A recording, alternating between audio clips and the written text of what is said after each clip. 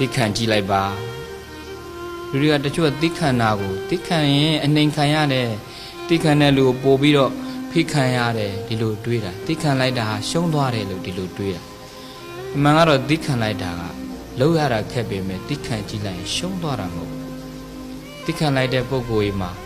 အများကြီးအကျိုးသက်ရောက်မှုရှိတယ်ဘုန်းကြီးကအမြဲတမ်းတပည့်တွေကိုစုံမတဲ့အခါကျောင်းမှာတော်လဘတွေဝတ်တယ်ကိုရင်ကျောင်းသားတွေစုံမတဲ့အခါအမြဲတမ်းပြောတာကိုရင်လေးတွေတို့ကျောင်းသားတို့ဒကာတို့ဒကာရမတို့ဘယ်နေရာမှာပဲဖြစ်ဖြစ်ဘယ်သူနဲ့ပဲဖြစ်ဖြစ်ဘယ်အချိန်မှာပဲဖြစ်ဖြစ်အစဉ်ပြေခြင်းရင်အချက်၄ချက်ကိုသိခံပါဒီလိုအမြဲတမ်းပြော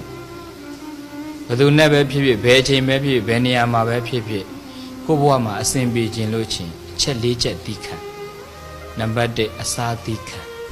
နံပါတ်2စကားသီးခံနံပါတ်3ပုဂ္ဂိုလ်သီးခံနံပါတ်4နေရာသီးခံဒီအချက်၄ချက်ကိုသာလေနေရာတိုင်းမှာအချိန်တိုင်းမှာလေ့ကျင့်နိုင်မယ်ဆိုရင်ဘယ်သူနဲ့ဖြစ်ဖြစ်အဆင်ပြေတယ်ဘယ်နေရာမှာပဲအဆင်ပြေတယ်ဘယ်အချိန်ပဲဖြစ်ဖြစ်အဆင်ပြေတယ်အစာသီးခံရမယ်စကားသီးခံရမယ်နေရာသီးခံရမယ်ပုဂ္ဂိုလ်သီးခံရ